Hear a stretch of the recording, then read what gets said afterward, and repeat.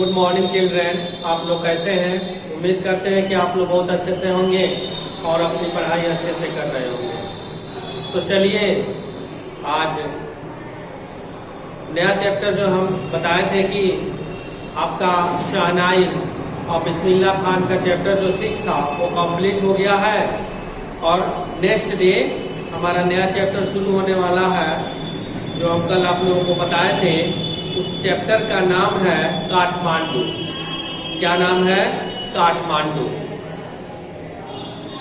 तो ध्यान दीजिए यहाँ पे ये चैप्टर है 7। इस चैप्टर का नाम है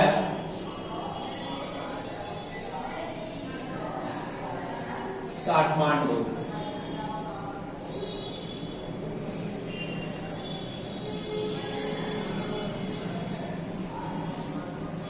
इसके लेखक हैं रिटेन बाय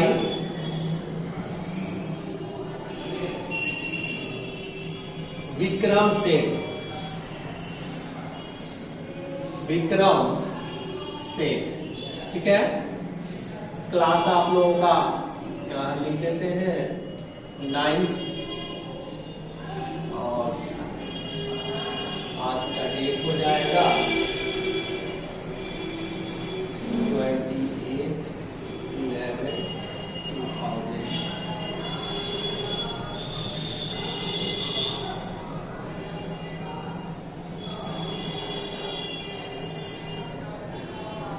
चलिए तो ध्यान देते हैं बच्चों। विक्रम सेठ ने इस काठमांडू जगह है इसके बारे में लिखे हैं। विक्रम सेठ, राइटर का नाम विक्रम सेठ है। तो पहले हम जानते हैं कि विक्रम सेठ क्या बताना चाहते हैं, उनका जीवनी क्या है, उनके परिचय उनसे हम लोग हो जाते हैं, उसके बाद स्टोरी पढ़ेंगे। विक्रम सेठ बॉर्न इन कोलकाता इन 1952। विक्रम सेठ का जन्म कोलकाता में 1992 में हुआ था। Was educated at Oxford. उनकी शिक्षा दीक्षा जो है वह ऑक्सफोर्ड यूनिवर्सिटी में हुई। ऑक्सफोर्ड विश्वविद्यालय में उनकी पढ़ाई लिखाई हुई थी। He has traveled widely and has captured his experience of China. वो चाइना के क्षेत्रों में पूरी तरह से भ्रमण किए और वहाँ जो है उन्होंने अपना अधिक से अधिक वहाँ उन्होंने अपना अनुभव उन्हें प्राप्त हुआ। अधिक से अधिक उनको जानकारी मिली चाइना में, तिब्बत में, नेपाल में। इन हिज फेमस बुक हेवनलैंड, उनका प्रसिद्ध जो किताब है वह है हेवनलैंड, ठीक है। विच won the Thomas cook travel book award, और जिसमें उन्होंने Thomas cook travel book award से सम्मानित भी किया गया है। द प्रेजेंट पीस, उसी में का एक जो है भाग काठमांडू है। Which is an extract from Heavenland, जो कि हेवनलैंड उनकी जो किताब है प्रसिद्ध किताब, उसी से यह लिया गया। उसी किताब से यह काठमांडू का कुछ भाग लिया गया। Beautifully delineates and beauty of Kathmandu the capital of Nepal. ये नेपाल की राजधानी काठमांडू है जो काफी सुंदर है। उसकी सुंदरता का बखान, वर्णन इन्होंने विक्रम सेठ ने अपने शब्दों में किया है। किसमें? हेवनलैंड उनकी जो किताब है उसमें। तो क्वेश्चन आ सकता है कि ये काठमांडू जो का भाग है, कहानी है, यह किस किताब से लिया गया? तो हेवनलैंड से। इसके लेखक कौन है? तो विक्रम सेठ। इनका जन्म कहाँ हुआ था? तो कोलकाता में हुआ था। इनका जन्म कब हुआ था? तो 1952 को हुआ था, ठीक है ना। इनकी पढ़ाई लिखाई कहाँ हुई? तो ऑक्सफोर्ड विश्वविद्यालय में इनकी पढ़ाई लिखाई हुई थी। ये सारी बातों को हम लोग याद रखेंगे जो ऑब्जेक्टिव है। तो ये रहा इनका विक्रम सेठ का परिचय। समझ में आ रहा है आप लोगों को?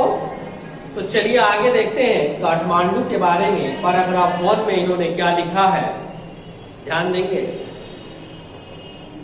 I get a cheap room in the center of town, sleep an hour. मैं काठमांडू जब गया तो मैं एक सस्ता सा कमरा एक किया और शहर के बीचों बीच में, और मैं वहां मात्र 1 घंटा सोया, आराम किया। लेखक बताते हैं कि मैं जब काठमांडू गया घूमने के लिए तो मैं वहाँ क्या किए, एक सस्ता में एक कमरा बुक किया, सस्ती वाली, शहर के सेंटर में, बीचों बीच में, और 1 घंटा वहाँ हमने आराम किया। नेक्स्ट मॉर्निंग, अगले दिन, with mister Shah son and nephew, अगले दिन जो है मिस्टर शाह के बेटा और उनके भतीजा, I visit the 2 temples in Kathmandu that are most sacred to Hindu and Buddhist. मैं 2 वहाँ काठमांडू में मंदिर में गया जो कि वह हिंदू और बौद्धिस्ट का सबसे अधिक पवित्र जगह, पवित्र मंदिर है। हिंदू के लिए और बुद्धिस्ट के लिए सबसे पवित्र जगह काठमांडू में वह माना जाता है, जो टेम्पल है, 2 temple.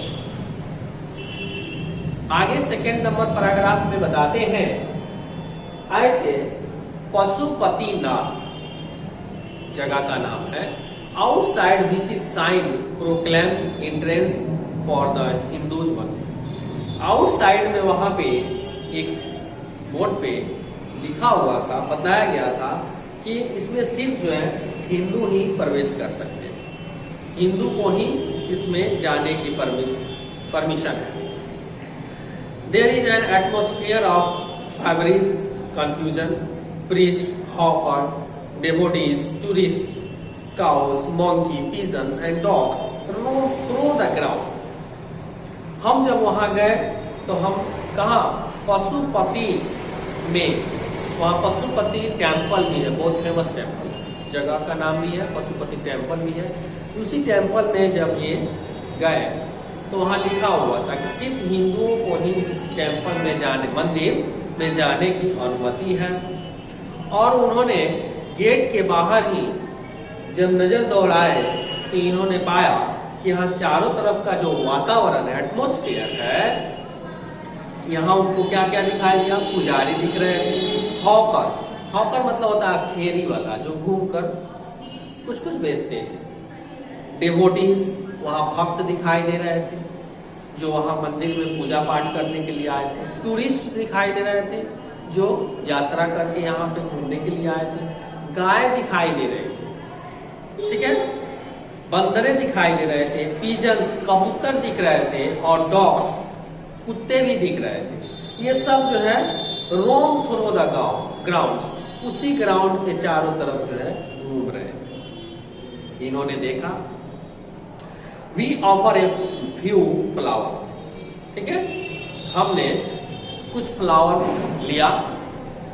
There are so many worshipper that some people trying to get the priest's attention and elbowed aside by other pushing their way to the front। वहाँ पे पुजारियों के बताने के अनुसार बहुत सारे लोग जो है अपने घुटने पर झुककर, ठीक है ना, घुटने के बल साइड में, और वहाँ पे सामने जो था दरवाजा, गेट मंदिर का, वहीं पे झुककर और वह प्रे कर रहे थे, पूजा बहुत लोग कर रहे थे घुटने के बल।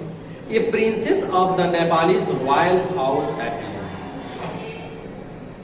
कह रहा है कि एक राजकुमारी जो नेपाल का राजकुमारी जो रॉयल दरबार से थी, राजा के दरबार से, रॉयल घर से थी, जो आई, appears everyone goes and makes way, ठीक है ना, जिस रास्ते से वो जा रही थी टेम्पल में, वहां सारे लोग ने उन्हें झुककर निवेदन, उनका अभिवादन किया। इन्होंने देखा बाय द मेन गेट से a party of saffron clad westerner struggle for permission to enter.